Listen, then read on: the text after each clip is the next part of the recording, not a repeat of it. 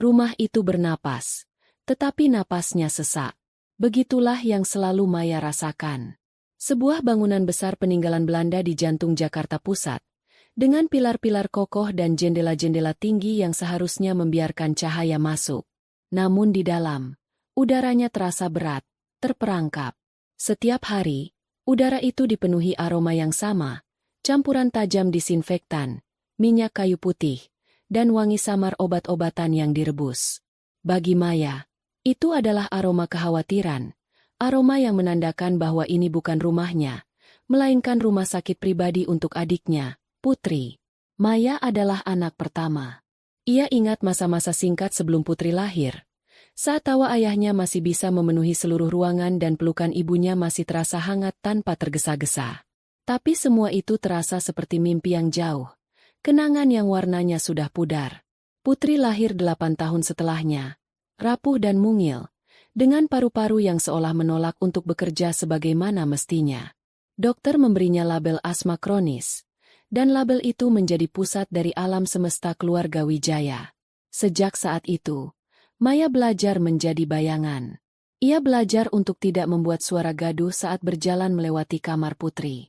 Ia belajar untuk tidak tertawa terlalu keras karena bisa membangunkan adiknya yang sedang beristirahat.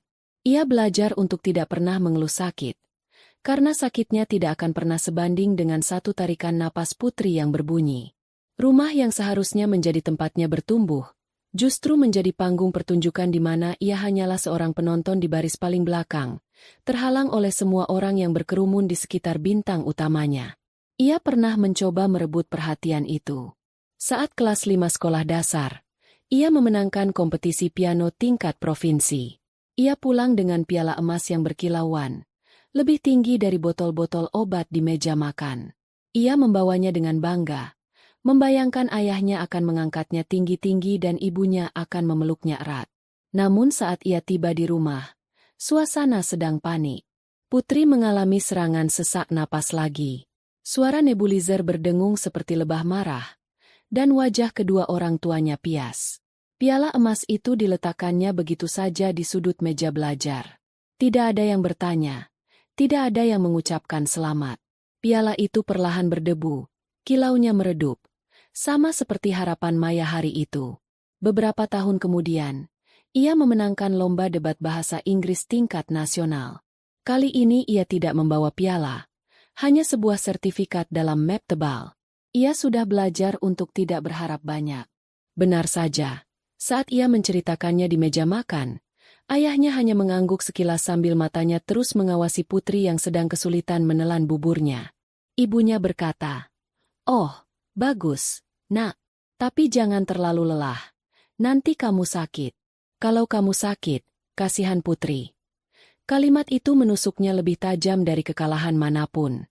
Prestasinya bukan dilihat sebagai sebuah kebanggaan, melainkan sebagai sebuah potensi risiko bagi kesehatan adiknya.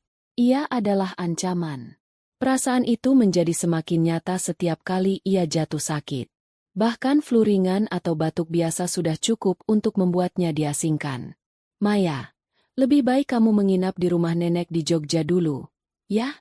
Sampai kamu benar-benar sembuh," kata ibunya dengan suara lembut yang dibuat-buat, seolah sedang memberikan sebuah hadiah, bukan sebuah pengusiran halus. Sopir akan mengantarnya dalam perjalanan 8 jam yang sunyi. Di dalam mobil, Maya akan menatap keluar jendela, melihat gedung-gedung Jakarta yang menjulang tinggi perlahan berganti dengan hamparan sawah hijau. Ia tidak menangis. Air matanya sudah kering sejak lama.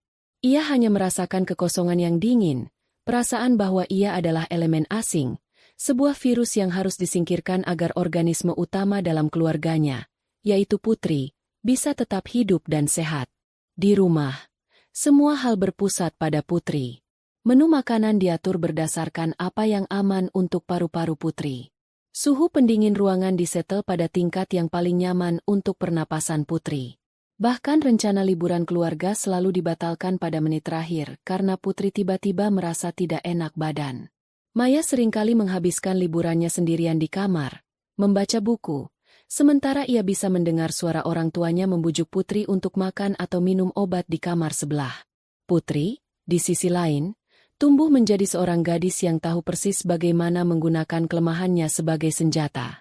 Ia tahu satu batu kecil bisa menghentikan pertengkaran. Ia tahu satu keluhan sesak napas bisa membuatnya mendapatkan mainan terbaru yang ia inginkan. Ia manja, tetapi juga cerdas secara manipulatif. Ia seringkali menatap Maya dengan tatapan yang seolah berkata, "Lihat, aku tidak perlu piala atau sertifikat. Aku hanya perlu bernapas, dan dunia akan bertekuk lutut di hadapanku." Maya melihatnya, dan ia membencinya. Ia membenci kelemahan adiknya, dan ia lebih membenci dirinya sendiri karena perasaan itu. Suatu malam, saat hujan deras mengguyur Jakarta, listrik padam. Dalam kegelapan yang diterangi beberapa lilin, serangan asma Putri datang tiba-tiba dan hebat. Ayahnya panik mencari tabung oksigen darurat, sementara ibunya memeluk Putri yang tubuhnya bergetar hebat. Maya hanya bisa berdiri di ambang pintu, terpaku. Ia ingin membantu, tetapi ia tidak tahu harus berbuat apa. Ia merasa tidak berguna, hanya sebuah bayangan lain di sudut ruangan yang sudah gelap.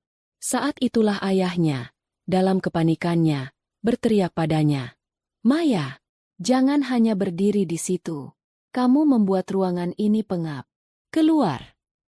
Kata-kata itu diucapkan tanpa berpikir, menghantamnya seperti batu. Ia bukan hanya bayangan, ia bahkan dianggap mengambil jatah oksigen adiknya. Tanpa berkata apa-apa, ia berbalik, berjalan keluar ke teras belakang. Ia duduk di kursi rotan yang basah oleh tempias hujan, membiarkan dingin merayap ke tulangnya. Ia menatap langit malam yang hitam pekat, tanpa bintang, sama seperti masa depannya di rumah itu. Ia tidak peduli pada dingin atau basah. Untuk pertama kalinya, udara di luar terasa lebih mudah dihirup daripada udara di dalam rumahnya sendiri. Malam itu, di tengah gemuruh petir, Maya yang baru berusia 15 tahun membuat sebuah janji pada dirinya sendiri. Ia akan pergi. Ia akan mencari tempat di mana napasnya tidak dianggap sebagai beban, di mana keberadaannya tidak diukur dari sejauh mana ia tidak mengganggu orang lain. Ia akan menemukan dunianya sendiri, dunia di mana ia bukan lagi sebuah bayangan. Ia akan menjadi sesuatu yang nyata, bahkan jika ia harus membangun dunia itu sendirian, bata demi bata. Perjalanan ke Jogja selalu terasa seperti perjalanan menuju dunia lain. Begitu mobil meninggalkan perbatasan Jawa Barat dan memasuki Jawa Tengah, udara seolah berubah. Aroma knalpot dan polusi Jakarta yang menyengat perlahan digantikan oleh wangi tanah basah dan dedaunan. Bagi Maya, ini adalah aroma kebebasan. Dan rumah Nenek Sari adalah perwujudan dari kebebasan itu. Rumah nenek tidak megah seperti rumahnya di Jakarta. Rumah itu sebuah joglo tua yang rindang, dikelilingi taman yang sedikit liar namun terawat. Wangi bunga melati dan kenanga selalu menguar di udara, bercampur dengan aroma khas tembakau dari rokok kretek yang sering diisap neneknya di teras belakang. Di sini, tidak ada bau disinfektan. Di sini, jendela selalu terbuka lebar, membiarkan angin sepau-sepau masuk dan memainkan lonceng angin bambu yang tergantung di sudut atap. Suara gemericik air dari kolam ikan kecil dan alunan gamelan dari radio tetangga menjadi musik latar yang menenangkan.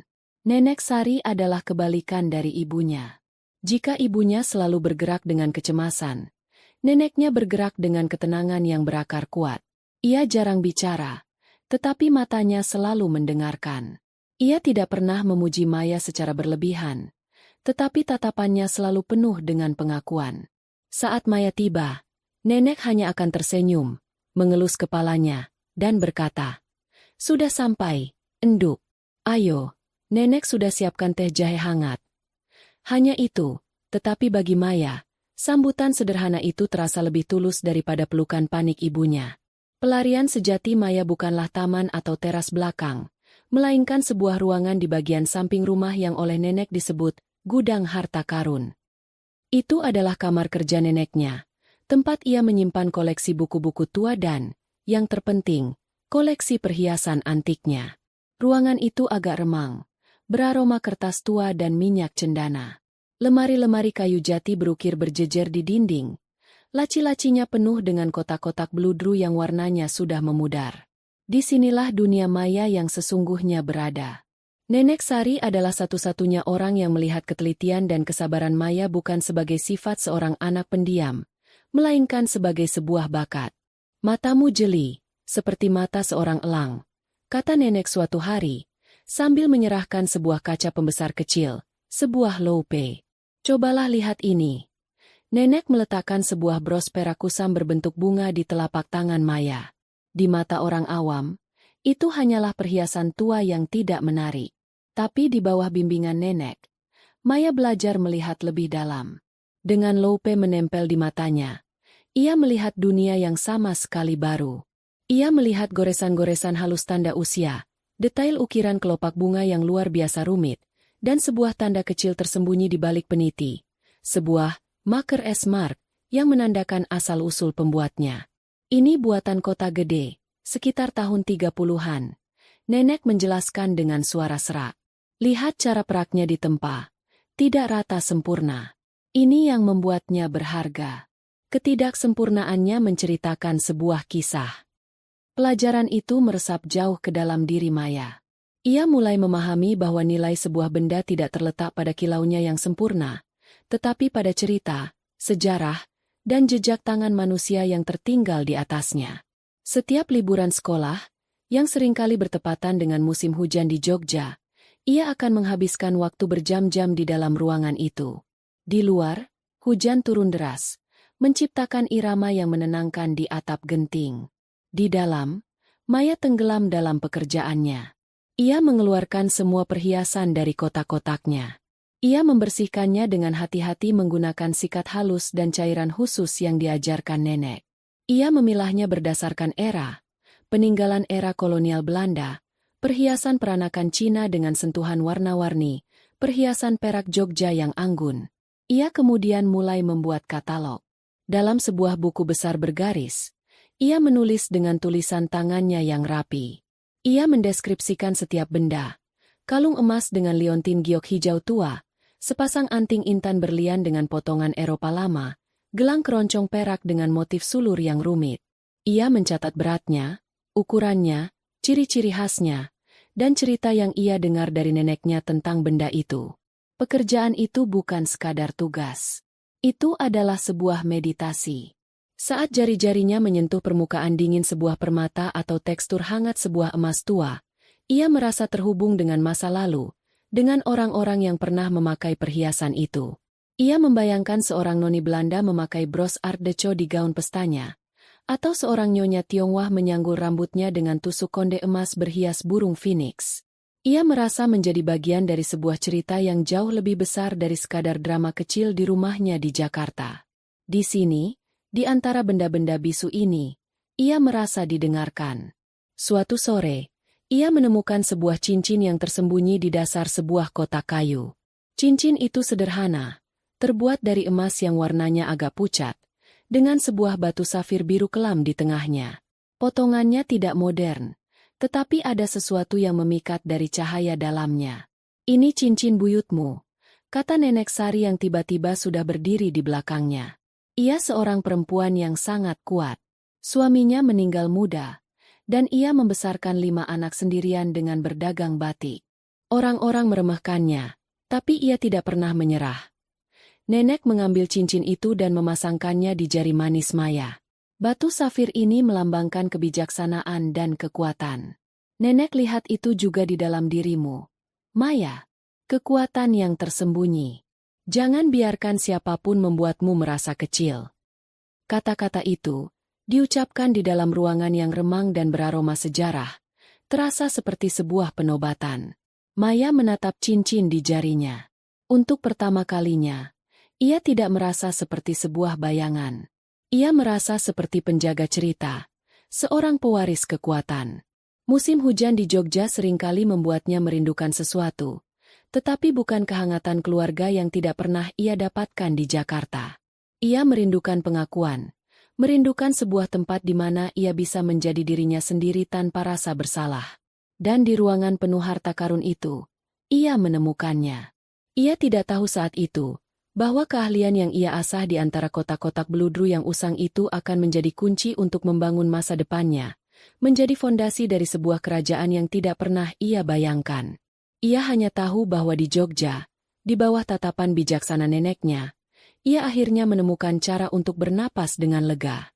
Memasuki gerbang sekolah menengah atas negeri di Jakarta adalah langkah pertama Maya menuju kemerdekaan. Di sini, di antara ribuan siswa lain, ia bukan lagi kakaknya Putri yang sakit-sakitan. Ia hanyalah Maya Wijaya, seorang nama di antara banyak nama lainnya. Anonimitas ini terasa seperti kemewahan. Untuk pertama kalinya, ia bisa membangun identitasnya dari nol. Ia berjanji pada dirinya sendiri bahwa identitas itu akan kokoh, cemerlang, dan sepenuhnya miliknya. Ia tidak lagi menjadi gadis pendiam yang berjalan menunduk di koridor. Ia menegakkan punggungnya. Ia bergabung dengan klub debat bahasa Inggris, sebuah pilihan yang mengejutkan teman-teman barunya yang mengenalnya sebagai sosok yang irit bicara. Di sesi latihan pertama, ia gugup. Suaranya sedikit bergetar. Tetapi saat ia mulai memaparkan argumennya, sesuatu yang lama terpendam di dalam dirinya menemukan jalan keluar. Semua kata-kata yang tidak pernah bisa ia ucapkan di rumah, semua logika yang harus ia bungkam untuk menjaga perasaan orang lain, kini mengalir deras dan terstruktur. Ia menemukan bahwa suaranya, jika diberi kesempatan, ternyata bisa sangat kuat dan persuasif. Gurunya, seorang perempuan tegas bernama Budiana, melihat potensi itu. Ia melatih Maya tanpa henti, mengasah kemampuannya berargumen, memaksanya untuk berpikir kritis di bawah tekanan. Di rumah, Maya tetap menjadi bayangan. Ia akan pulang, meletakkan tasnya diam-diam, dan mengerjakan tugas-tugasnya di kamar. Tapi di sekolah, ia adalah bintang yang sedang naik daun. Ia memimpin timnya meraih kemenangan dalam berbagai kompetisi, membawa pulang piala-piala yang kali ini bahkan tidak ia repot-repot bawa pulang. Ia hanya mengirimkan fotonya kepada Nenek Sari di Jogja, yang selalu membalas dengan pesan singkat. "Nenek tahu kamu bisa." Hanya itu yang ia butuhkan. Kemandiriannya tidak hanya berhenti di bidang akademik. Ia mendambakan kebebasan finansial, sekecil apapun itu. Ia ingin memiliki uang yang sepenuhnya hasil jerih payahnya sendiri, uang yang tidak dibayangi oleh biaya pengobatan adiknya. Setelah berbulan-bulan mencari, ia mendapatkan pekerjaan paruh waktu di sebuah kedai kopi bergaya Art Deco di daerah Menteng. Tempat itu selalu ramai, menjadi titik pertemuan para pekerja kantoran, mahasiswa, dan ekspatriat. Dunia kedai kopi adalah sebuah alam semesta yang baru. Ia belajar membedakan aroma Robusta dan Arabica, mengoperasikan mesin espresso yang berisik, dan menguasai seni membuat latte art yang sederhana. Ia menyukai kesibukan itu. Ia menyukai saat-saat di mana otaknya hanya fokus pada pesanan pelanggan. Tidak ada ruang untuk memikirkan ketegangan di rumah. Di sini, ia dipanggil Maya, atau Mbak, bukan Kakak. Nilainya diukur dari seberapa cepat ia bisa menyajikan pesanan dan seberapa ramah senyumnya, bukan dari seberapa tenang ia bisa menjaga suasana rumah. Uang gaji pertamanya ia gunakan untuk membeli beberapa buku langka tentang sejarah perhiasan Asia Tenggara.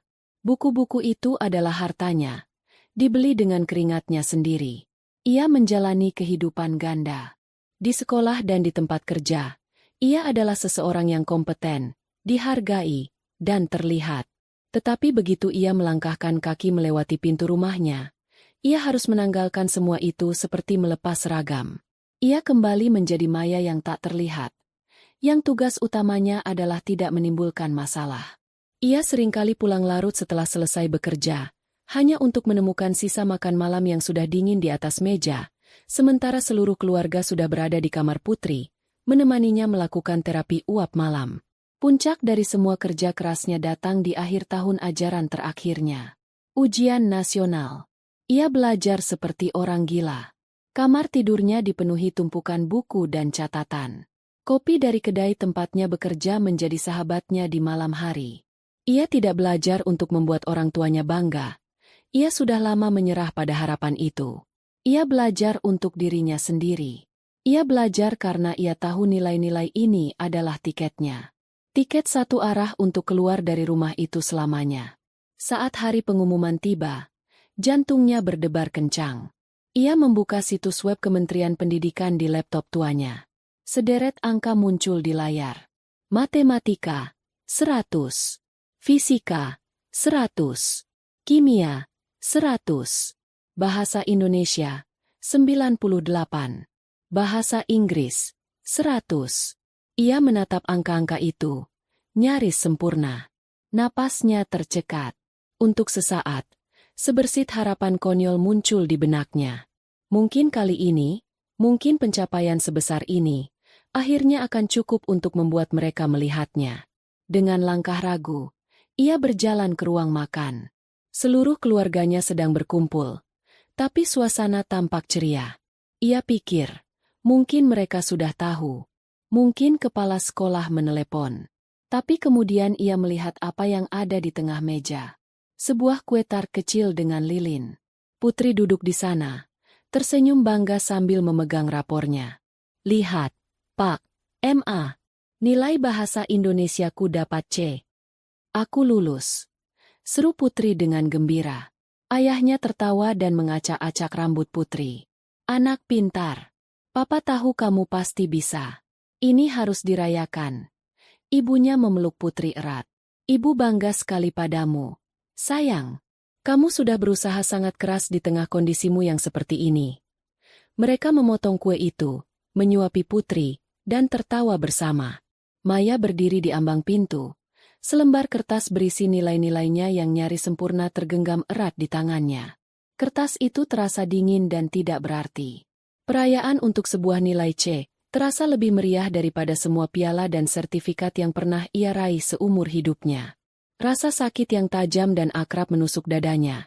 Tetapi kali ini rasa sakit itu tidak lagi diiringi oleh air mata. Yang ada hanyalah kekosongan yang dingin dan sebuah kepastian. Ia tidak mengatakan apa-apa. Ia berbalik, kembali ke kamarnya, dan menutup pintu pelan-pelan. Malam itu, ia tidak tidur. Ia membuka laptopnya lagi. Bukan untuk melihat nilai ujiannya, tetapi untuk membuka situs pendaftaran universitas. Ia mengisi setiap kolom dengan data dirinya. Ia menulis esai tentang bagaimana komunikasi bisa menjembatani perbedaan. Sebuah ironi yang getir mengingat kondisi di rumahnya sendiri. Ia tidak memilih universitas yang dekat. Ia memilih yang terbaik, Fakultas Ilmu Komunikasi Universitas Indonesia, dan ia mencentang kolom pendaftaran beasiswa penuh. Ia menekan tombol, kirim, tepat saat azan subuh mulai berkumandang. Itu bukan hanya sebuah lamaran. Itu adalah deklarasi kemerdekaannya. Beberapa bulan kemudian, sebuah email masuk ke kotak masuknya. Kepalanya terasa ringan saat ia membaca kalimat itu. Dengan gembira kami memberitahukan bahwa Anda, Saudari Maya Wijaya, diterima di Fakultas Ilmu Komunikasi Universitas Indonesia melalui jalur beasiswa penuh.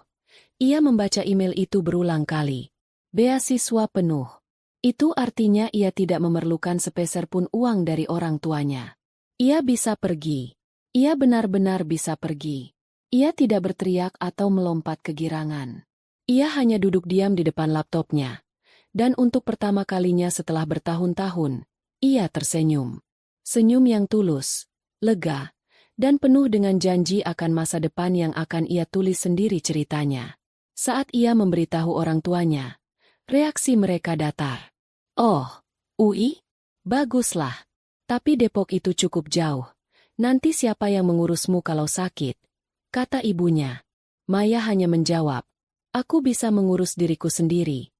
Dan ia bersungguh-sungguh dengan setiap kata yang ia ucapkan. Kehidupan di universitas adalah embusan angin segar yang membersihkan paru-parunya dari udara pengap rumahnya di Jakarta. Di Depok, ia adalah seorang mahasiswa, bukan seorang kakak atau anak yang terabaikan. Ia melebur dalam kerumunan, dan untuk pertama kalinya, ia menyukai perasaan itu. Ia bisa menghabiskan waktu berjam-jam di perpustakaan tanpa ada yang bertanya mengapa ia mengurung diri. Ia bisa begadang mengerjakan tugas kelompok tanpa ada yang khawatir ia akan membangunkan seseorang. Kebebasan itu memacunya untuk berprestasi. Ia melahap setiap buku, setiap teori, dan lulus dengan predikat summa cum laude. Namun, ijazah yang cemerlang tidak langsung memberinya pekerjaan impian. Setelah puluhan lamaran yang ditolak di Jakarta, ia memperluas pencariannya. Sebuah balai lelang ternama di Surabaya menawarinya posisi. Pekerjaan tingkat pemula, dengan gaji yang pas-pasan, dan yang terpenting, sangat jauh dari Jakarta. Ia langsung menerimanya. Surabaya terasa asing dan panas, tetapi bagi Maya, jarak adalah kemewahan terbesar.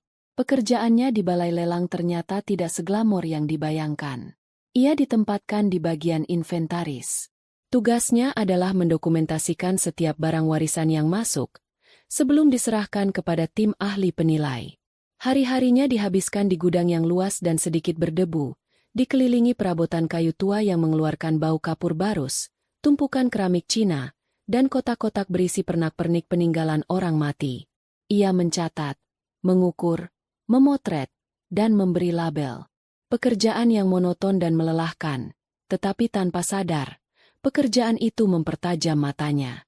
Ia belajar mengenali jenis-jenis kayu dari seratnya, membedakan porselen asli dari tiruannya melalui ketebalan glasirnya, dan merasakan berat sebuah perak murni dibandingkan dengan logam campuran. Atasannya, seorang pria parubaya pendiam bernama Pak Surya, jarang berinteraksi dengannya. Ia hanya akan memberikan daftar tugas di pagi hari dan memeriksa hasilnya di sore hari. Pak Surya adalah seorang ahli penilai senior yang dihormati, dengan mata yang bisa melihat nilai dalam barang-barang yang tampak usang. Maya mengaguminya dari jauh, berharap suatu hari nanti bisa memiliki sepersekian dari pengetahuannya. Suatu sore yang gerah, saat ia hampir menyelesaikan tugasnya hari itu, seorang petugas gudang meletakkan sebuah kotak kardus kumal di mejanya. Ini yang terakhir, Mbak. Isinya perhiasan imitasi dari sebuah rumah tua di Madiun. Mau dilelang borongan saja, tidak perlu didata satu persatu, kata petugas itu. Maya mengangguk. Ia membuka kotak itu. Isinya persis seperti yang dideskripsikan. Tumpukan kalung manik-manik yang benangnya sudah rapuh, beberapa cincin dari logam yang warnanya sudah menghitam, dan bros-bros dari plastik murahan. Ia hendak menutup kotak itu kembali saat matanya menangkap sesuatu. Di antara tumpukan barang rongsokan itu, ada satu benda yang memancarkan cahaya berbeda. Bukan kilau yang menyilaukan, melainkan kilau yang lembut dan geometris. Tangannya terulur dan mengambilnya. Itu adalah sebuah bros. Bentuknya persegi panjang dengan sudut-sudut yang tegas, dihiasi garis-garis simetris dari enamel hitam dan beberapa batu kecil berwarna putih susu. Desainnya sangat bersih, sangat modern, sangat Art Deco. Jantung Maya mulai berdebar sedikit lebih cepat. Ia teringat pada sore-sore yang dihabiskannya bersama Nenek Sari, membolak-balik buku tebal tentang perhiasan Eropa. Ia ingat betul ciri khas era Art Deco, penekanan pada bentuk geometris, kontras warna yang tajam, dan penggunaan material seperti platinum, berlian, dan enamel. Bros ini terlihat terlalu bagus untuk menjadi barang imitasi. Dengan tangan yang sedikit gemetar, ia mengambil loupe dari lacinya, alat yang selalu ia bawa kemana-mana, sebuah jimat dari neneknya. Ia menempelkan loupe itu ke matanya dan memeriksa bros itu dengan saksama. Enamel hitamnya sedikit terkelupas di satu sisi, menunjukkan usia. Batu-batu kecil itu bukan plastik. Mereka memiliki inklusi alami di dalamnya. Ciri khas berlian asli dengan potongan lama. Dan kemudian, ia menemukannya. Di bagian belakang, tersembunyi di dekat engsel peniti, ada sebuah tanda pembuat yang sangat kecil dan samar. Sebuah inisial, RC. Maya menahan napas. RC. Ia seperti pernah melihat inisial itu. Ia segera membereskan mejanya, memasukkan bros itu ke dalam kantong kain kecil, dan bergegas pulang ke kamar kosnya yang sempit. Ia menyalakan laptopnya dan mulai melakukan riset. Ia mengetik kata kunci, Art Deco Brooch, Geometric Enamel Jewelry, French Jeweler 1920s. Berjam-jam ia menelusuri arsip digital museum, situs lelang internasional, dan forum kolektor. Matanya terasa perih, punggungnya pegal, tetapi ia tidak peduli.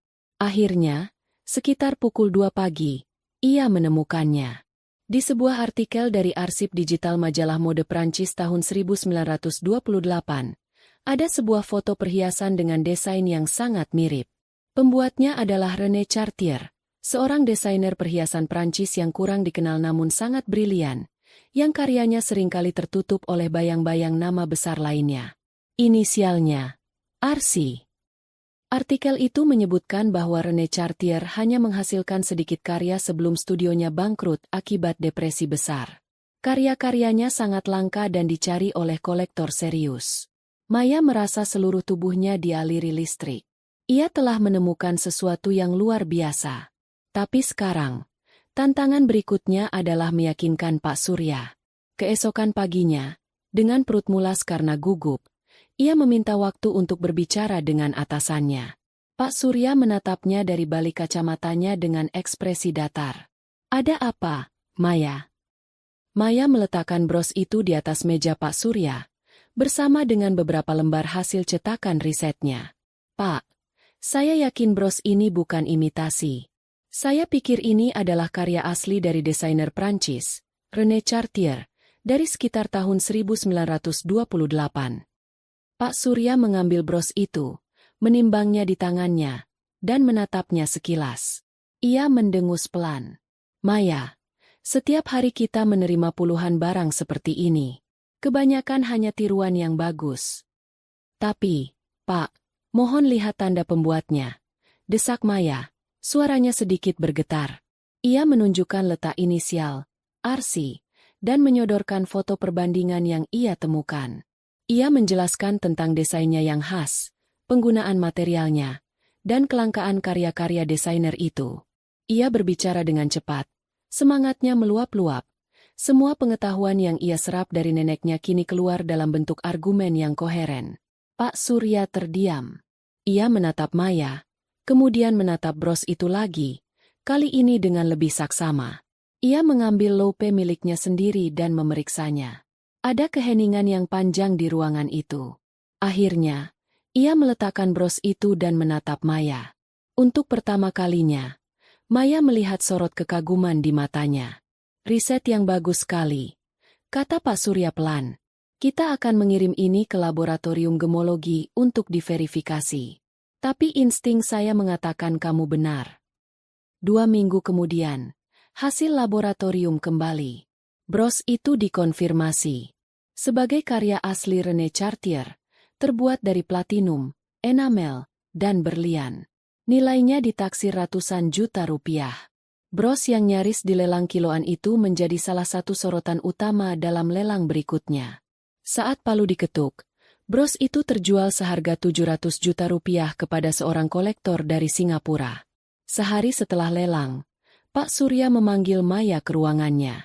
"Penemuanmu itu tidak hanya memberikan keuntungan besar bagi perusahaan," katanya, "tapi juga menyelamatkan reputasi kita dari kesalahan yang memalukan. Kamu punya bakat, Maya, bakat yang langka." Ia kemudian menyodorkan sebuah surat. "Ini surat pengangkatanmu. Kamu tidak lagi bekerja di gudang. Selamat datang di tim ahli penilai. Posisimu, ahli otentikasi perhiasan." Maya menerima surat itu dengan tangan gemetar. Ia membacanya berulang kali. Ahli otentikasi perhiasan. Sebuah nama untuk semua hasratnya. Sebuah pengakuan untuk semua pengetahuannya yang tersembunyi. Keluar dari ruangan Pak Surya, ia merasa seperti baru saja dilahirkan kembali. Di Surabaya, kota yang panas dan jauh dari rumah, ia akhirnya menemukan tempatnya. Ia bukan lagi bayangan. Ia adalah seorang ahli. Di bawah bimbingan Pak Surya, Maya mekar. Ia bukan lagi sekadar staf yang beruntung. Ia adalah seorang anak didik. Pak Surya, yang tidak memiliki anak sendiri, melihat kegigihan dan bakat murni dalam diri Maya. Ia mulai mengajarinya hal-hal yang tidak ada di buku. Ia mengajarinya untuk mendengarkan benda. "Jangan hanya melihat kilaunya, Maya," katanya suatu hari sambil menyerahkan 2 koin emas yang tampak identik. "Rasakan beratnya. Pejamkan matamu. Yang satu terasa lebih padat, lebih mati. Itu emas murni. Yang satunya terasa sedikit lebih ringan, lebih kosong. Itu campuran." Maya menyerap semua ilmu itu seperti spons kering. Ia belajar tentang politik di balik sebuah lelang, cara membaca bahasa tubuh para penawar, dan seni menyusun deskripsi katalog yang bisa membuat sebuah benda biasa terdengar seperti artefak legendaris. Pak Surya sering membawanya bertemu klien-klien penting, para kolektor kaya raya yang eksentrik. Awalnya mereka meremehkan Maya, perempuan muda pendiam yang selalu berdiri di belakang Pak Surya.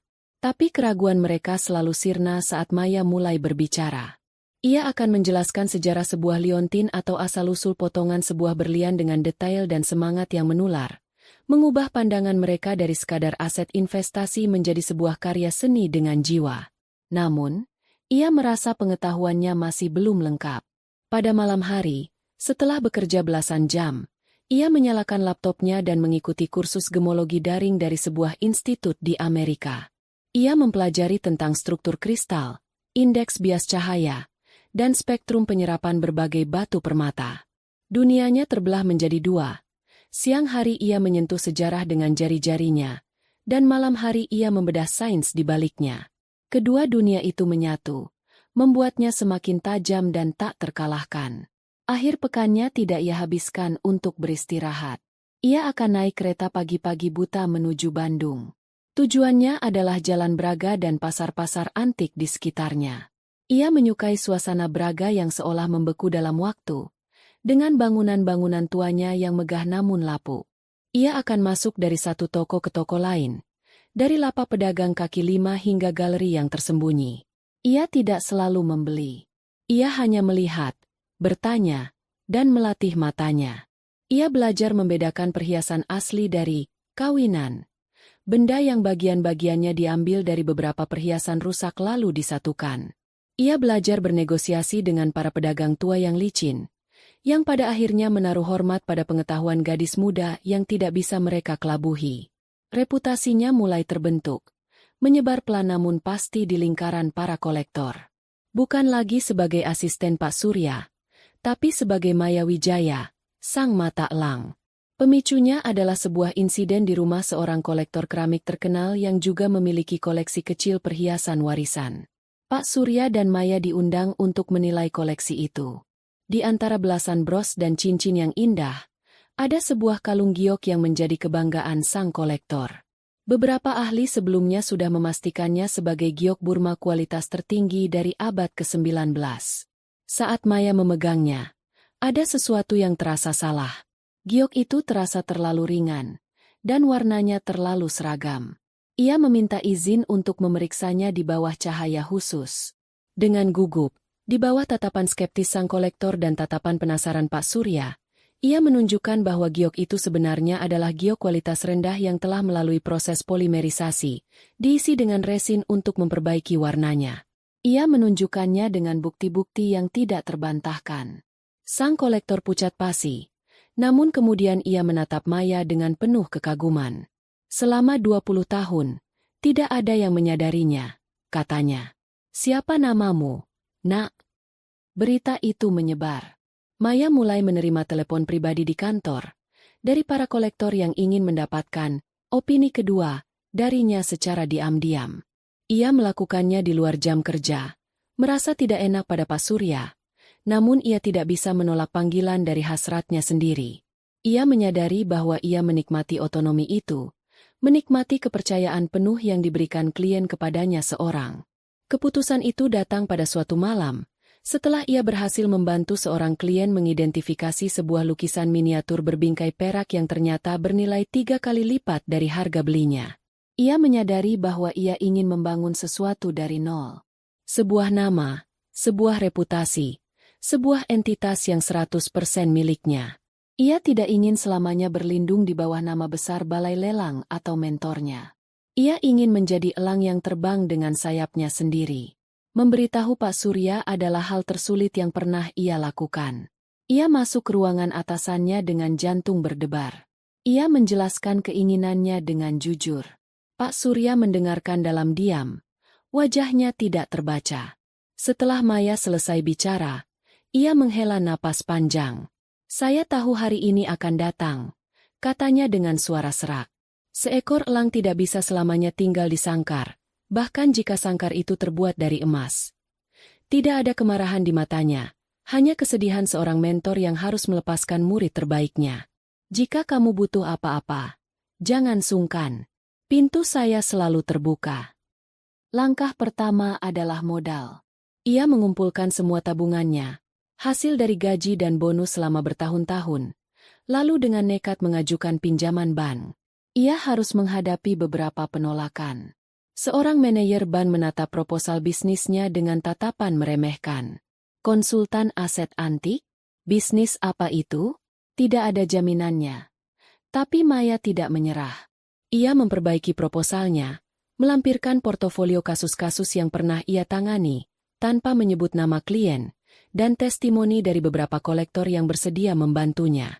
Akhirnya, sebuah bank yang lebih kecil setuju, dengan bunga yang cukup tinggi. Langkah kedua adalah tempat. Ia tidak mampu menyewa kantor di kawasan bisnis Surabaya atau Jakarta. Ia butuh tempat yang terjangkau, strategis, dan yang terpenting, tidak mencolok. Pencariannya membawanya ke Jakarta, ke sebuah kawasan yang selalu sibuk dan penuh sesak, Pecinan Glodok. Di sana, di sebuah jalan kecil yang dipenuhi toko elektronik dan warung makan, ia menemukan sebuah ruko tua. Lantai dasarnya adalah sebuah restoran Tionghoa yang selalu ramai. Pemiliknya menawarkan lantai 2 yang kosong dengan harga sewa yang masuk akal. Tangga menuju kantornya curam dan sempit. Dindingnya berbekas lembab dan catnya mengelupas di beberapa bagian. Tapi saat ia masuk ke dalam ruangan itu, ia melihat potensinya. Ada 2 jendela besar yang menghadap ke jalanan yang ramai, memberikan cahaya alami yang cukup. Ruangannya cukup luas untuk sebuah meja kerja, beberapa lemari arsip, dan sebuah brankas kecil. Dari jendela yang terbuka, masuklah simfoni suara glodok, klakson motor, teriakan para pedagang, dan lagu-lagu Mandarin dari toko sebelah. Dan yang paling khas, selalu tercium aroma wangi masakan Kung Pao dan jahe dari restoran di bawah. Ia menandatangani kontrak sewa pada hari itu juga. Selama beberapa minggu berikutnya, ia bekerja keras membersihkan dan menata ruangan itu sendiri. Ia mengecat dindingnya dengan warna putih gading, memasang lantai kayu sederhana, dan membeli perabotan bekas yang masih layak pakai. Ia memasang sebuah brankas baja yang berat dan sistem keamanan sederhana. Di pintu kaca depannya, ia hanya memasang tulisan kecil dari stiker, M. Wijaya, Konsultan. Nama yang cukup samar untuk tidak menarik perhatian. Keluarganya, jika suatu saat mereka kebetulan lewat, kemungkinan yang sangat kecil. Pada hari pertama kantornya resmi dibuka, ia duduk sendirian di mejanya. Telepon diam. Kotak masuk emailnya kosong. Yang terdengar hanyalah kebisingan jalanan di luar dan suara wajan berdesis dari lantai bawah. Rasa takut yang dingin mulai merayapinya. Ia sendirian. Tidak ada Pak Surya untuk bertanya. Tidak ada gaji bulanan yang pasti. Hanya ada pinjaman bank yang harus dibayar dan tabungan yang terus menipis. Ia menatap tangannya. Tangan yang sama yang pernah memegang piala piano dan kini tahu cara membedakan berlian asli dari zirkonia. Ia menarik napas dalam-dalam, menghirup aroma Kung Pao dan debu Jakarta. Ini adalah kerajaannya. Mungkin kecil, tersembunyi, dan beraroma masakan, tetapi ini miliknya. Dan ia akan mempertahankannya. Bulan-bulan pertama adalah neraka yang sunyi. Telepon di meja Maya tetap diam. Setiap kali berdering, ternyata hanya telemarketer yang menawarkan kartu kredit atau pinjaman. Email yang masuk kebanyakan adalah spam. Kecemasan menjadi teman akrabnya. Duduk di kursi kosong di seberang mejanya, membisikkan keraguan di telinganya saat malam tiba. Kamu membuat kesalahan besar. Seharusnya kamu tetap di Surabaya. Bagaimana kamu akan membayar cicilan bank bulan depan? Ia bekerja tanpa lelah untuk melawan bisikan itu. Ia membangun situs web sederhana yang menampilkan keahliannya. Ia mencetak kartu nama dan dengan canggung meninggalkannya di beberapa galeri seni dan toko antik. Ia menghubungi kembali beberapa kolektor yang pernah ia bantu, memberitahu mereka bahwa ia kini bekerja secara independen. Respons mereka sopan, tetapi tidak ada yang langsung memberinya pekerjaan. Dunia para kolektor adalah dunia yang penuh kehati-hatian. Mereka tidak mudah mempercayai nama baru. Tabungannya terkuras dengan cepat untuk membayar sewa, cicilan, dan biaya hidup. Ia makan mie instan hampir setiap hari, terkadang diselingi nasi bungkus dari warteg terdekat. Ia sering tidur di sofa kecil di kantornya karena terlalu lelah atau terlalu cemas untuk pulang ke kamar kosnya. Suatu malam, ibunya menelepon. Bukan untuk menanyakan kabarnya, tetapi untuk menceritakan bahwa Putri harus dirawat di rumah sakit lagi karena alerginya kambuh dan biaya perawatannya sangat mahal. "Untung ayahmu masih punya tabungan," kata ibunya, tanpa menyadari ironi dalam kata-katanya. Setelah telepon ditutup, Maya hanya bisa menatap langit-langit kantornya yang retak, merasakan beban dunia di pundaknya. Ia hampir mencapai titik putus asa ketika sebuah email datang. Subjeknya singkat, permintaan penilaian koleksi. Email itu datang dari asisten seorang pengusaha tua keturunan Belanda, seorang Taipan yang sangat tertutup dan jarang muncul di publik. Namanya adalah Tuan Hendrik van der Heygen. Ia mendengar tentang Maya dari mulut ke mulut, dari cerita yang dibesar-besarkan tentang gadis muda yang bisa melihat jiwa sebuah perhiasan. Tuan Hendrik ingin Maya mengautentikasi seluruh koleksi bros peninggalan neneknya yang berasal dari era Victoria. Jantung Maya berdebar kencang. Ini adalah kesempatan. Mungkin satu-satunya kesempatan yang ia miliki. Setelah bertukar beberapa email, sebuah pertemuan diatur. Tuan Hendrik tidak datang ke kantornya di Glodok. Sebaliknya, Maya yang diundang ke kediamannya di kawasan Kebayoran Baru. Rumah itu seperti sebuah museum pribadi, dipenuhi perabotan antik dan lukisan-lukisan maestro. Tuan Hendrik sendiri adalah seorang pria tua yang duduk di kursi roda, dengan mata biru yang masih tajam dan waspada. Ia menatap Maya dari atas sampai ke bawah, seolah sedang menilai sebuah barang antik. "Jadi, Andalah sang mata elang itu?" Tanyanya dengan suara serak. Aksen Belandanya masih kental. "Anda terlihat sangat muda." "Pengetahuan tidak mengenal usia, Tuan," jawab Maya dengan tenang, meskipun tangannya berkeringat dingin. Pertemuan itu adalah sebuah ujian. Tuan Hendrik melontarkan berbagai pertanyaan teknis tentang perhiasan era Victoria, tentang teknik pembuatannya, tentang material yang lazim digunakan. Maya menjawab semuanya dengan lancar dan percaya diri.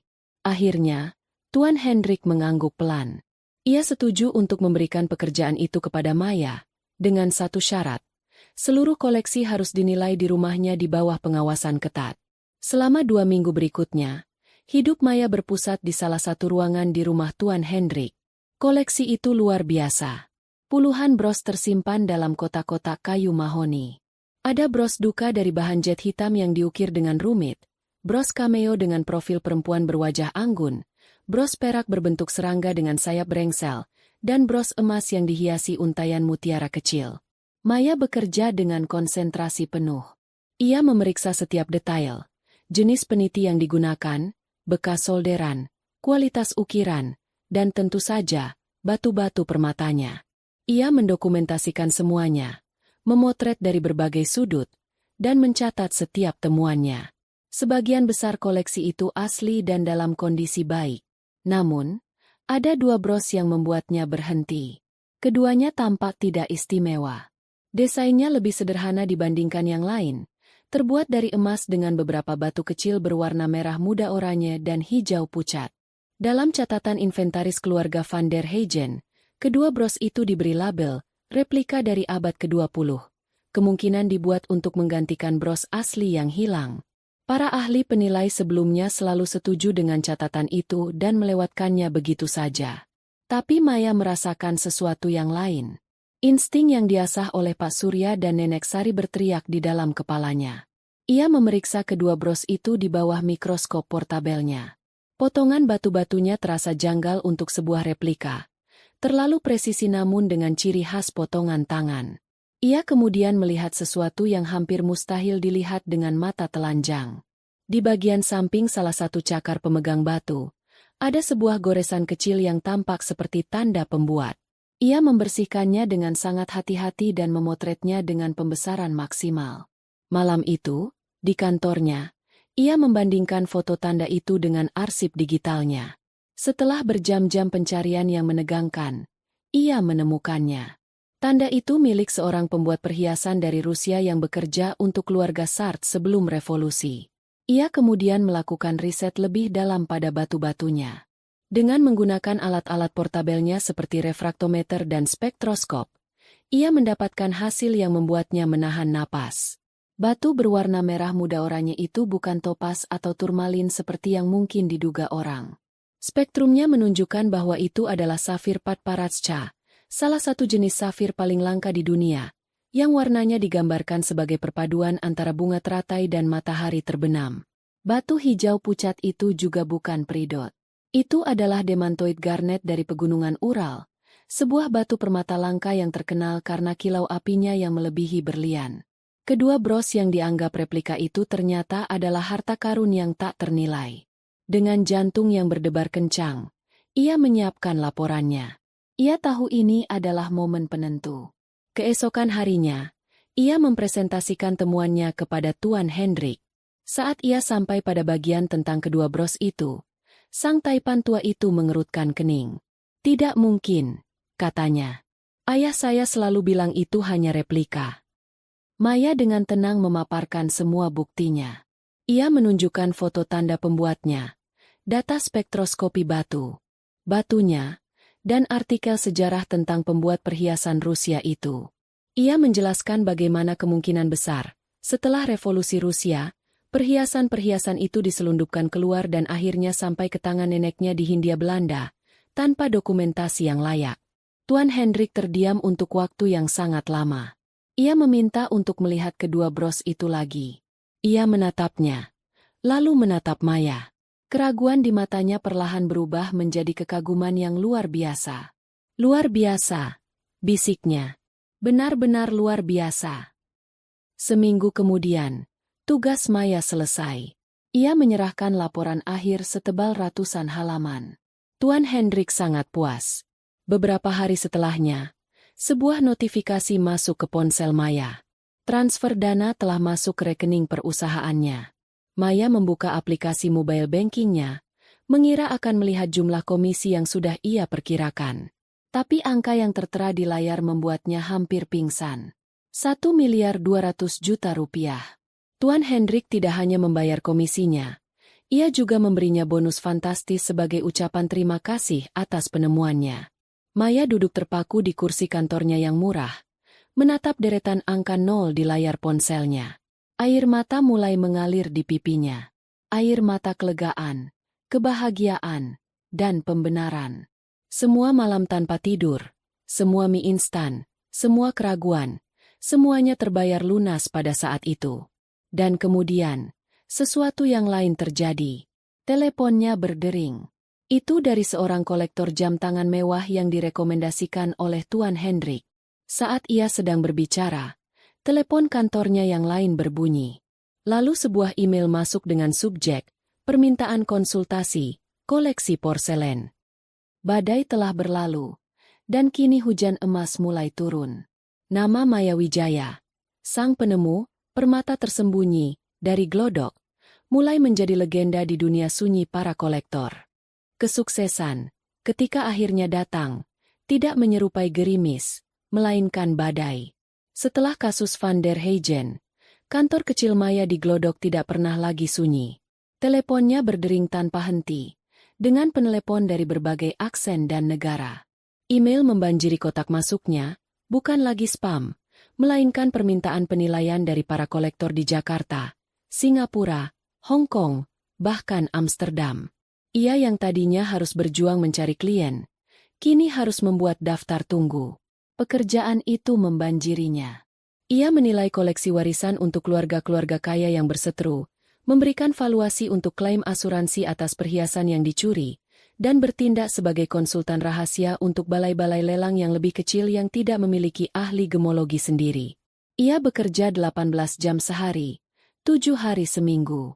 Aroma masakan Kung Pao dari lantai bawah menjadi penanda waktu. Sarapan, makan siang, dan makan malam. Ia mulai menyadari bahwa ia tidak bisa lagi melakukannya sendirian. Ia butuh bantuan. Bukan sekadar asisten, tetapi seseorang yang bisa ia percayai dengan rahasia para kliennya yang bernilai miliaran. Ia memasang iklan lowongan kerja di sebuah portal daring khusus industri perhiasan. Ia mewawancarai belasan kandidat. Kebanyakan dari mereka memiliki kualifikasi yang mentereng, Tetapi ada sesuatu yang kurang. Mereka terlalu korporat, terlalu fokus pada angka, tidak memiliki rasa yang ia cari. Kemudian, datanglah Jenny. Seorang gadis lulusan gemologi yang usianya beberapa tahun di bawah Maya. Ia masuk ke kantor glodok yang sempit dengan mata berbinar. Lebih terpesona pada beberapa buku referensi tua di rak Maya daripada pada Maya sendiri. Saat wawancara, Jenny tidak banyak membual tentang prestasinya. Sebaliknya, ia berbicara dengan penuh semangat tentang keindahan inklusi dalam sebuah batu zamrud, yang ia sebut sebagai jardin atau taman di dalam batu. Saat Maya secara iseng menyodorkan sebuah anting perak dari tumpukan barang yang sedang ia periksa, Jenny memeriksanya dengan teliti. Filigrinya khas Yaman, Mbak, katanya tanpa ragu. Tapi batunya sepertinya baru dipasang belakangan. Lihat, cakarnya masih terlalu berkilau dibandingkan dengan patina peraknya. Maya tahu saat itu juga. Ia telah menemukan orang yang tepat. Jenny tidak hanya memiliki pengetahuan teknis, ia juga memiliki mata dan hasrat yang sama dengannya. Ia mempekerjakan Jenny pada hari itu juga. Jenny terbukti menjadi aset yang tak ternilai. Ia cepat belajar, sangat teliti, dan yang terpenting, ia sangat bijaksana dan bisa menjaga rahasia. Dengan adanya Jenny yang menangani pekerjaan-pekerjaan yang lebih rutin, Maya bisa fokus pada kasus-kasus besar dan pengembangan bisnis. Dalam 2 tahun, perusahaan yang dimulai di sebuah ruko beraroma masakan itu tumbuh pesat. Mereka tidak bisa lagi beroperasi dari glodok. Citra mereka harus sepadan dengan nilai barang yang mereka tangani. Maya membuat keputusan besar. Pindah kantor. Ia menyewa 1 unit di sebuah gedung perkantoran mewah di kawasan bisnis Sudirman. Perpindahan itu terasa seperti lompatan ke dimensi lain. Dari tangga sempit dan suara bising jalanan, kini mereka disambut oleh lobi marmer yang dingin, lift senyap berkecepatan tinggi, dan pemandangan kota Jakarta dari jendela kaca yang terbentang dari lantai ke langit-langit. Kantor baru mereka modern dan minimalis, dengan sebuah laboratorium kecil yang dilengkapi peralatan gemologi canggih dari Jerman. Tidak ada lagi aroma kungpao, hanya wangi pengharum ruangan aroma teh putih yang lembut. Dari mejanya, Maya bisa melihat kemacetan Jakarta yang tampak seperti aliran lava pijar di malam hari. Pemandangan itu selalu mengingatkannya betapa jauh ia telah mendaki. Bisnisnya terus berekspansi. Ia membuka kantor perwakilan kecil di Bandung, dekat dengan sumber para pedagang antik, dan 1 lagi di Medan, untuk melayani para kolektor kaya di Sumatera. Perusahaannya, yang kini secara resmi bernama MW Authentications, menjadi nama yang disegani di Asia Tenggara. Maya membangun reputasi bukan hanya sebagai ahli yang brilian, tetapi juga sebagai sosok yang sangat menjaga privasi kliennya. Kebijaksanaan adalah mata uang tertinggi di dunianya, dan Maya adalah bank sentralnya. Namun, semakin tinggi kerajaannya dibangun di Sudirman, semakin tebal tembok yang ia bangun di sekitar kehidupan pribadinya di Jakarta Pusat. Kesuksesannya adalah sebuah rahasia besar yang harus ia jaga dari orang-orang terdekatnya, keluarganya sendiri. Bagi mereka, Maya masih bekerja di sebuah toko antik. Sebuah pekerjaan yang sedikit aneh, tidak jelas jenjang karirnya, dan pastinya tidak menghasilkan banyak uang. Maya membiarkan mereka percaya pada ilusi itu. Bahkan ia ikut andil dalam membangunnya. Ia menjalani 2 kehidupan yang sangat berbeda. Pada hari kerja, ia adalah Maya Wijaya, sang CEO. Ia mengenakan setelan rancangan desainer Indonesia, sepatu hak tinggi, dan membawa tas kerja kulit yang harganya setara dengan uang muka sebuah mobil. Ia memimpin rapat dengan para pengacara, bankir, dan investor, berbicara dengan tenang tentang valuasi aset senilai puluhan miliar rupiah. Ia dihormati, didengarkan, dan keputusannya bersifat final. Namun di akhir pekan atau saat acara keluarga, ia akan melakukan sebuah transformasi. Ia akan menanggalkan setelan mahalnya dan berganti dengan blus sederhana yang ia beli dari pusat perbelanjaan kelas menengah. Ia akan memakai jam tangan Seiko lama, bukan Patek Philippe Nautilus yang biasa melingkar di pergelangan tangannya. Ia akan datang ke acara arisan keluarga dengan mengendarai mobil city car lamanya, bukan diantar oleh sopir pribadinya dengan mobil Eropa. Kontras itu terasa begitu nyata hingga terkadang membuatnya pusing. Suatu hari, ia harus menghadiri rapat dewan direksi sebuah perusahaan tambang untuk menilai koleksi berlian investasi mereka. Ia tampil sempurna, presentasinya tajam, dan ia berhasil menegosiasikan kontrak bernilai fantastis. 2 jam setelahnya, ia harus berada di acara ulang tahun keponakannya. Ia berganti baju di toilet kantor, menghapus riasan mahalnya, dan mengikat rambutnya seadanya. Di pesta itu, seorang tantenya menepuk pundaknya. "Maya, kamu kapan mau cari kerja yang benar?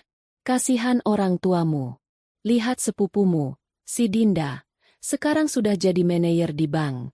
Gajinya lumayan, loh." Maya hanya tersenyum tipis dan menjawab, "Iya, Tante, nanti aku coba cari-cari lagi."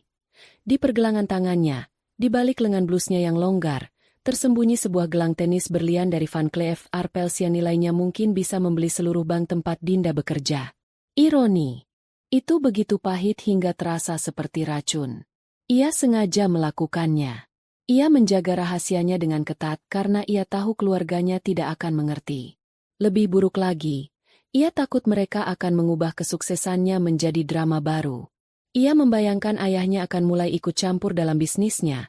Ibunya akan membanding-bandingkan penghasilannya dengan kebutuhan Putri yang tak ada habisnya. Dan Putri, ia tidak mau membayangkan apa yang akan dilakukan Putri. Jadi, ia terus bermain peran. Perhiasan menjadi simbol rahasianya. Ia sering memakai perhiasan-perhiasan paling berharga miliknya ke acara keluarga. Sebuah tindakan pemberontakan yang sunyi. Ia pernah memakai sepasang anting mutiara laut selatan yang sangat langka. Ibunya berkomentar, "Antingmu bagus, Maya. Beli di Mangga 2, ya?" Maya hanya tersenyum. Ia membiarkan mereka salah sangka, membiarkan mereka meremahkannya. Dalam kepalsuan itu, ia menemukan semacam keamanan. Kesuksesannya adalah dunianya sendiri. Sebuah taman rahasia yang tidak bisa dimasuki atau dirusak oleh mereka. Tetapi terkadang, di malam hari, saat ia berdiri sendirian menatap gemerlap lampu kota dari jendela kantornya, ia merasa sangat kesepian. Ia adalah seorang ratu di sebuah kerajaan yang tidak diketahui siapapun. Beban sebuah rahasia terasa paling berat pada hari-hari yang menuntut kejujuran, dan tidak ada hari yang lebih menuntut di Indonesia selain Hari Raya Lebaran. Bagi Maya, Lebaran bukan lagi tentang perayaan dan pengampunan, melainkan sebuah ujian ketahanan mental tahunan. Itu adalah hari di mana ia harus kembali ke panggung sandiwara keluarganya dan memainkan perannya sebagai anak sulung yang biasa-biasa saja, dengan sempurna. Rasa cemas itu sudah dimulai seminggu sebelumnya.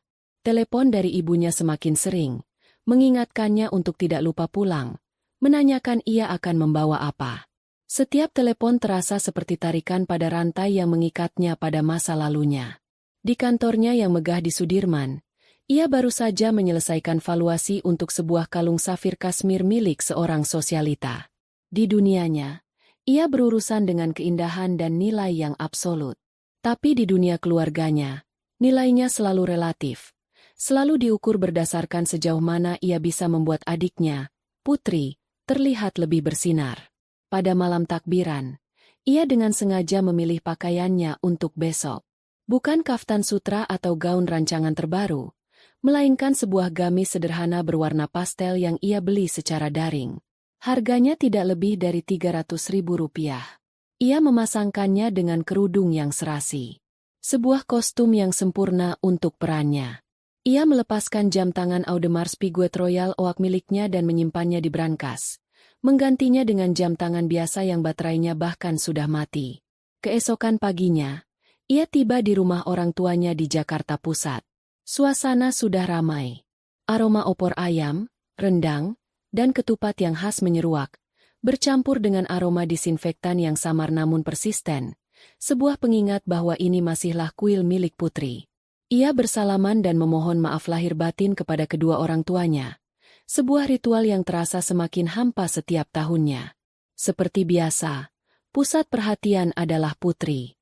Ia mengenakan kaftan mewah bertabur payet yang berkilauan. Duduk di sofa dengan wajah yang dibuat sedikit pucat dan lelah. Semua kerabat mengerubunginya, memuji kecantikannya, menanyakan kesehatannya. "Aduh, Putri, kamu jangan capek-capek, ya," kata seorang tante. Maya mencoba melebur dengan latar belakang, membantu di dapur atau sekadar menyapa kerabat dari jauh. Tapi Putri seolah tidak akan membiarkannya.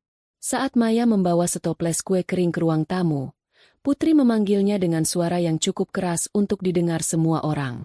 "Mbak Maya, sini, dong. Kenalin ini teman-temanku." Lalu, dengan senyum manis yang tidak mencapai matanya, ia berkata pada teman-temannya, "Ini mbakku. Dia hebat, loh. Punya toko barang antik sendiri." Kata barang antik diucapkannya dengan penekanan yang membuatnya terdengar seperti barang bekas. Sindiran-sindiran kecil terus berlanjut sepanjang hari.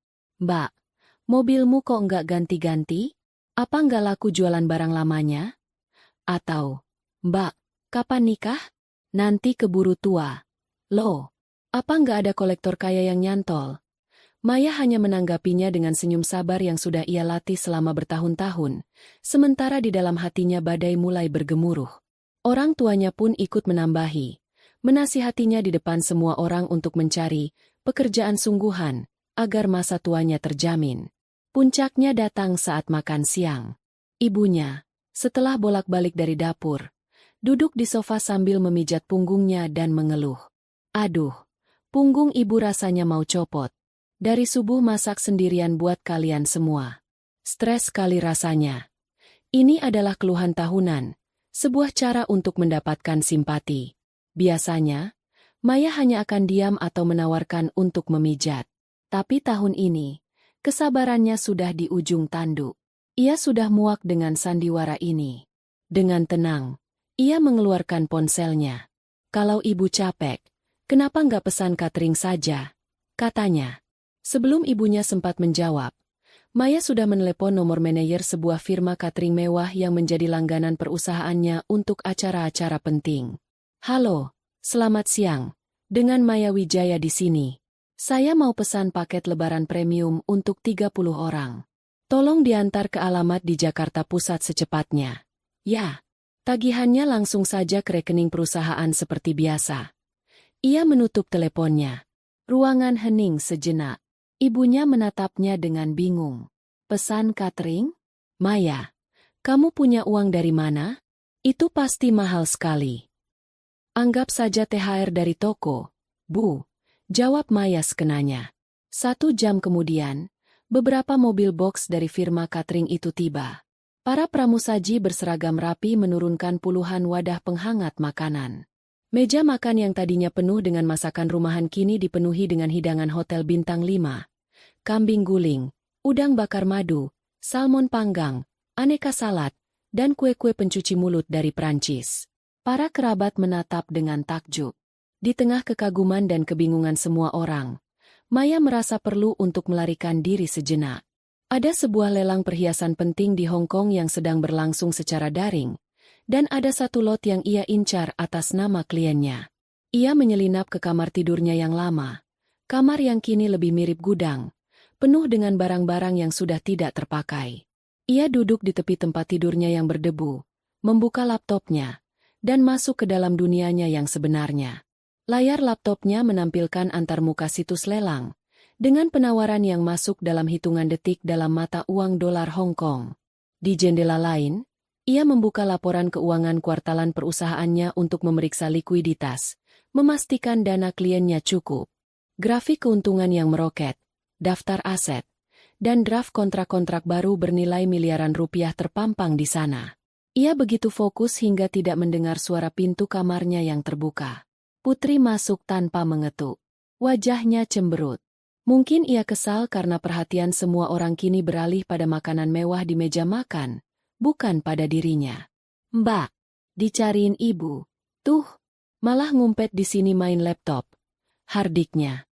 Matanya kemudian jatuh ke layar laptop Maya. Ia terdiam. Wajahnya yang cemberut perlahan berubah. Matanya membelalak, bergerak cepat dari satu jendela ke jendela lain. Ia melihat angka-angka yang tidak masuk akal. Ia melihat nama-nama klien internasional. Ia melihat logo MW Authentications. Ia melihat saldo rekening perusahaan yang menampilkan deretan angka nol yang begitu banyak hingga membuatnya pusing. Ia melihat sebuah draft kontrak otentikasi untuk Kesultanan Brunei yang nilainya fantastis. Kebingungan di wajahnya berubah menjadi syok, lalu dengan cepat menjadi sesuatu yang lain. Sebuah kilat pemahaman yang dingin dan penuh kedengkian. Ini bukan toko barang bekas. Ini adalah sebuah kerajaan. Dan kakaknya adalah ratunya. Putri berdiri di ambang pintu kamar Maya yang pengap. Memegang laptop itu seolah sedang memegang sebuah bom. Di wajahnya terlukis topeng kepuasan yang mengerikan. Sebuah ekspresi kemenangan dari seseorang yang seumur hidupnya merasa berhak untuk menang.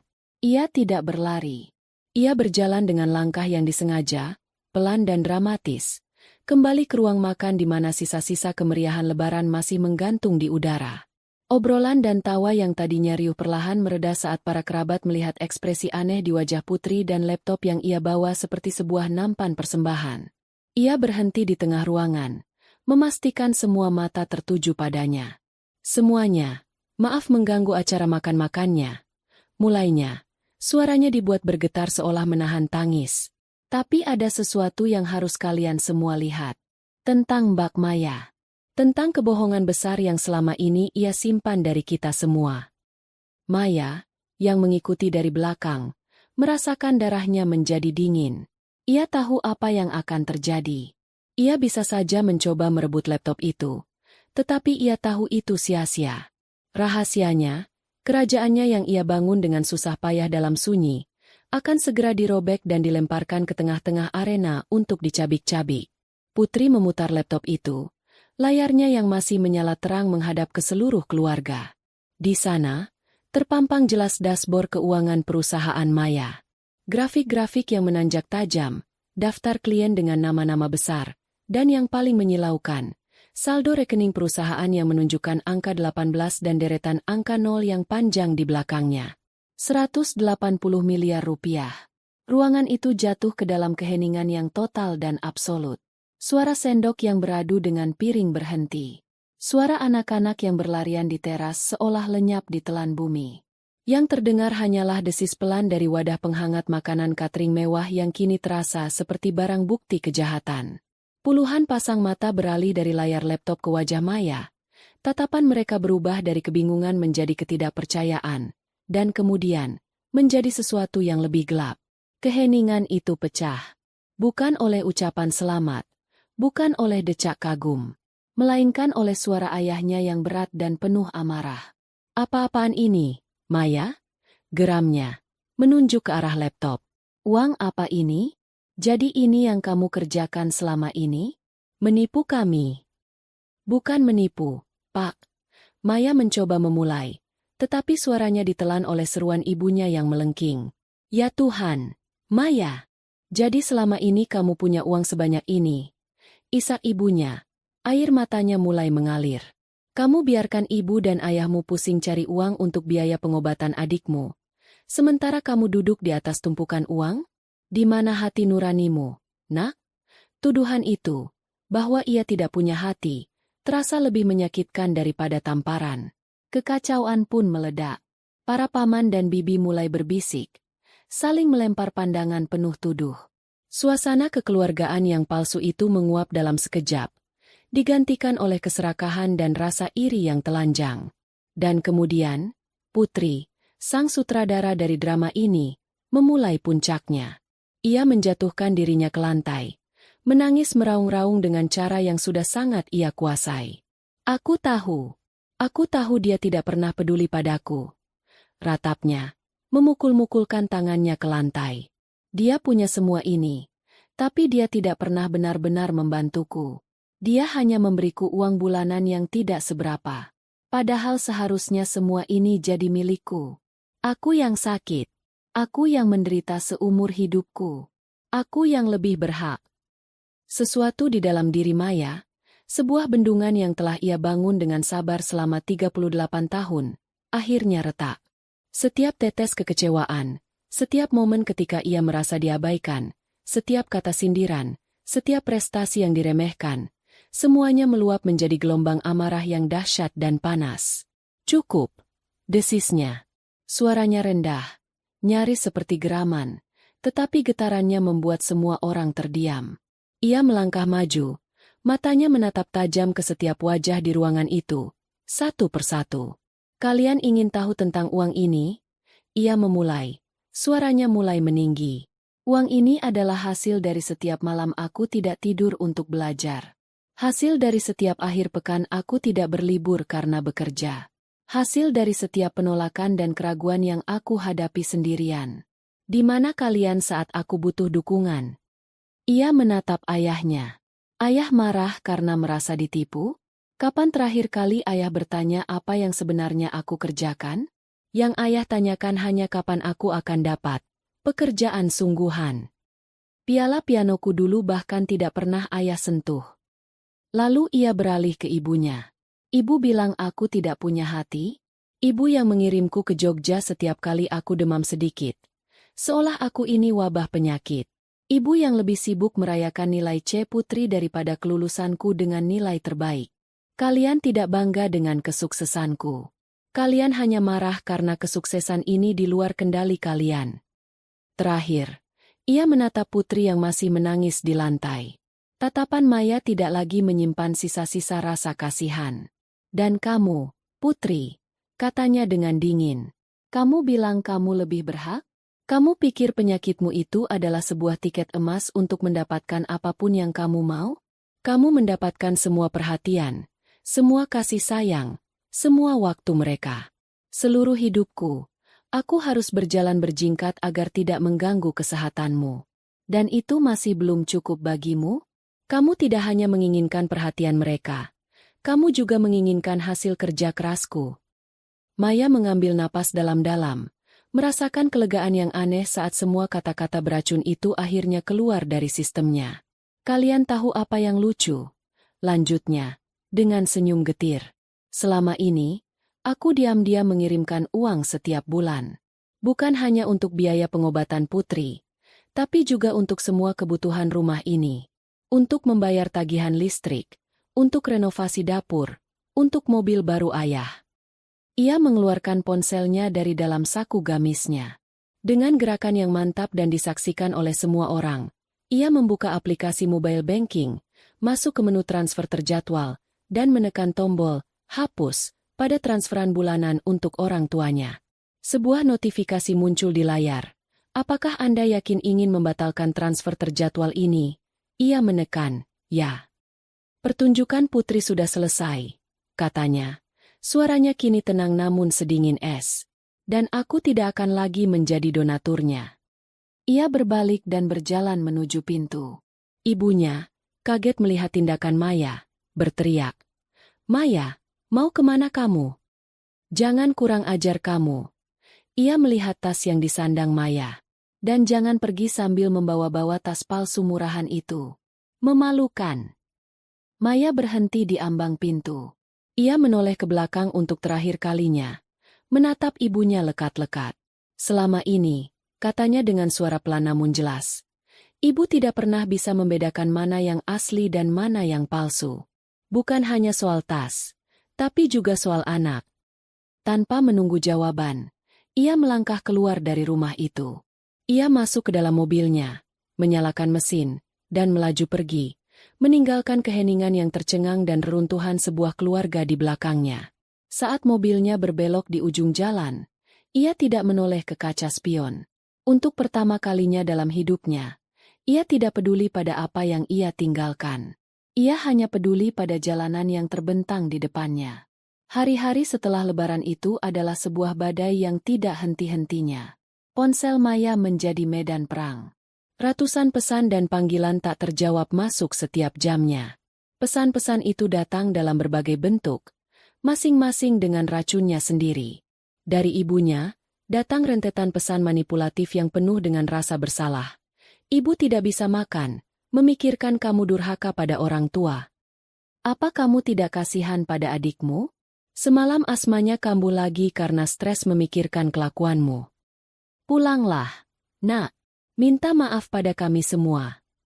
Dari ayahnya, pesannya lebih singkat, lebih keras, dan penuh ancaman.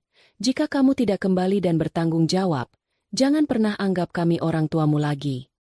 Uang itu sudah merusak otakmu. Kami akan menuntutmu. Dan dari Putri, serangannya datang dari ranah publik. Ia melancarkan kampanye kotor yang terselubung di media sosial. Ia mengunggah foto-foto dirinya yang tampak pucat di ranjang, dengan caption-caption samar tentang dikhianati oleh orang terdekat. Dan ada yang tega melihat saudaranya sendiri menderita demi harta. Unggahan itu dengan cepat menarik simpati. Kerabat-kerabat jauh, yang bahkan Maya tidak ingat wajahnya, mulai ikut campur. Mereka meneleponnya, menasihatinya untuk ingat keluarga, untuk berbagi rezeki, dan untuk mengalah demi orang yang lebih lemah. Dunia maya seolah bersekongkol untuk melukisnya sebagai monster yang egois dan tidak tahu berterima kasih. Maya tidak membalas satupun pesan itu. Ia memblokir nomor-nomor yang tidak ia kenal dan membisukan notifikasi dari keluarganya. Ia tahu bahwa merespons hanya akan memberinya makan drama mereka. Ia mencoba fokus pada pekerjaannya, tetapi konsentrasinya buyar. Jenny, asistennya yang setia, melihat lingkaran hitam di bawah mata bosnya dan mengambil alih semua panggilan telepon, bertindak sebagai perisai dari dunia luar. Serangan itu mencapai puncaknya seminggu kemudian. Saat Maya sedang memimpin rapat daring dengan klien dari Jenewa, interkom di mejanya berbunyi. Suara Jenny terdengar panik. "Mbak Maya, maaf sekali mengganggu, tapi orang tua Mbak ada di lobi. Mereka memaksa ingin bertemu." Jantung Maya seolah berhenti berdetak. Mereka datang ke kerajaannya. Mereka melintasi batas yang tidak seharusnya mereka lewati. Suruh mereka menunggu di ruang rapat kecil. "Aku akan segera ke sana," jawabnya dengan suara yang ia usahakan tetap tenang. Ia meminta maaf pada kliennya, menunda rapat, dan berjalan keluar dari ruangannya. Ia menemukan ayah dan ibunya di ruang rapat berdinding kaca. Tampak sangat tidak pada tempatnya di antara perabotan desainer yang modern dan minimalis. Mereka tidak datang untuk berdamai. Wajah mereka keras dan penuh tuntutan. "Akhirnya kamu mau bertemu kami," kata ayahnya tanpa basa-basi. "Kami sudah bicara dengan pengacara. Kami menuntut hak kami sebagai orang tuamu. Kami ingin kamu membentuk perwalian atas asetmu, dengan kami sebagai walinya. Dan kami menuntut uang pensiun bulanan." Maya menatap mereka, tidak percaya dengan apa yang ia dengar. Mereka tidak hanya ingin bagian, mereka ingin mengambil alih semuanya. Rasa sakit yang tadinya membara di dadanya kini berubah menjadi sesuatu yang dingin. Rasa kasihan terakhir yang mungkin masih tersisa untuk mereka menguap begitu saja. "Tidak," jawabnya. Hanya satu kata itu, diucapkan dengan tenang, tanpa emosi. "Apa maksudmu tidak?" bentak ayahnya. "Kami ini yang membesarkanmu." "Membesarkanku?" balas Maya. Suaranya tetap datar. "Atau hanya memberiku tempat tinggal sementara kalian membesarkan Putri? Semua yang aku miliki sekarang, aku bangun sendiri, tanpa bantuan kalian, tanpa dukungan kalian. Kalian tidak punya hak apapun atas ini semua." "Anak durhaka," seru ibunya sambil menangis. "Tega kamu bicara seperti itu." Maya tidak lagi terpengaruh oleh air mata ibunya. Yang lebih tega adalah datang ke tempat kerja anak sendiri dan mencoba memerasnya, katanya. Ia menekan tombol interkom di meja ruang rapat. "Jenny, tolong panggil petugas keamanan untuk mengantar Bapak dan Ibu Wijaya keluar dari gedung ini." Wajah kedua orang tuanya berubah menjadi pucat karena kaget dan malu. Mereka tidak menyangka Maya akan sejauh ini. Saat dua petugas keamanan berseragam datang, mereka pergi tanpa perlawanan, hanya meninggalkan sumpah serapah dan ancaman tuntutan hukum yang kosong. Setelah mereka pergi, Maya kembali ke ruangannya, menutup pintu, dan akhirnya membiarkan tubuhnya bergetar. Itu adalah hal tersulit sekaligus paling membebaskan yang pernah ia lakukan. Malam itu, di tengah kelelahannya, ponselnya berdering. Nama Nenek Sari tertera di layar. Ia ragu sejenak, takut akan mendapatkan ceramah yang sama. Tapi ia tetap mengangkatnya. "Halo, Nek," sapanya lirih. "Nenek dengar ada badai besar di Jakarta," kata neneknya dengan suara tenang yang khas. "Tidak ada tuduhan, tidak ada penghakiman. Kamu tidak apa-apa, enduk." Pertanyaan sederhana itu meruntuhkan pertahanan terakhir Maya. Ia menceritakan semuanya, dari insiden lebaran hingga kedatangan orang tuanya di kantor. Ia menangis, mengeluarkan semua ketakutan dan rasa bersalah yang masih tersisa. Nenek Sari mendengarkan dalam diam. Setelah Maya selesai, ia berkata dengan lembut, "Sebatang pohon harus melepaskan daun-daunnya yang kering agar bisa tumbuh lebih tinggi. Terkadang, melepaskan itu terasa menyakitkan, tapi itu perlu. Mereka tidak marah pada uangmu, Maya. Mereka marah pada kebebasanmu, karena mereka tidak bisa mengendalikannya." Neneknya berhenti sejenak. "Sudah waktunya kamu hidup untuk dirimu sendiri. Jangan pernah merasa bersalah karena akhirnya kamu bisa bersinar terang." Percakapan itu adalah jangkar yang dibutuhkan Maya. Kata-kata neneknya memberinya kekuatan untuk menghadapi apapun yang akan datang. 6 bulan berlalu. Ancaman hukum dari keluarganya tidak pernah terwujud. Mereka hanya menggertak. Maya mengambil langkah-langkah untuk melindungi dirinya. Ia pindah dari apartemen lamanya ke sebuah penthouse di gedung yang berbeda, dengan keamanan yang jauh lebih ketat dan privasi yang terjamin. Dari balkonnya yang luas, ia bisa melihat seluruh bentang kota Jakarta, gemerlap dan hidup. Perusahaannya semakin maju. Ia membuka kantor perwakilan di London untuk melayani klien-klien Eropa. Ia merekrut lebih banyak staf. Anak-anak muda brilian yang memandangnya dengan penuh kekaguman. Ia tidak lagi menyembunyikan kesuksesannya. Fotonya beberapa kali muncul di majalah bisnis, diwawancarai sebagai salah satu pengusaha perempuan paling berpengaruh di bidangnya. Ia tidak pernah lagi berbicara dengan orang tua atau adiknya. Lukanya terlalu dalam untuk dijembatani. Ia tahu mungkin ia akan selamanya dicap sebagai anak durhaka, tetapi ia tidak peduli. Ia telah menukar persetujuan mereka dengan kedamaian pikirannya, dan baginya, itu adalah pertukaran yang sepadan. Suatu sore, saat matahari terbenam mewarnai langit Jakarta dengan semburat oranye dan ungu, Maya berdiri di balkonnya, menyesap secangkir teh melati. Ia tidak lagi merasa marah atau sedih saat teringat keluarganya. Yang ia rasakan hanyalah kelegaan. Ia akhirnya bebas. Bebas dari keharusan untuk mengecilkan dirinya.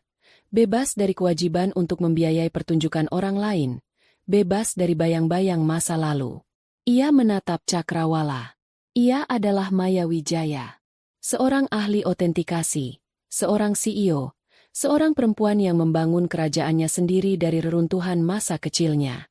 Permata yang dulu tersembunyi kini telah menemukan tempatnya. Bersinar terang di bawah langitnya sendiri. Otentik dan tak ternilai. Dan untuk pertama kalinya, ia merasa utuh.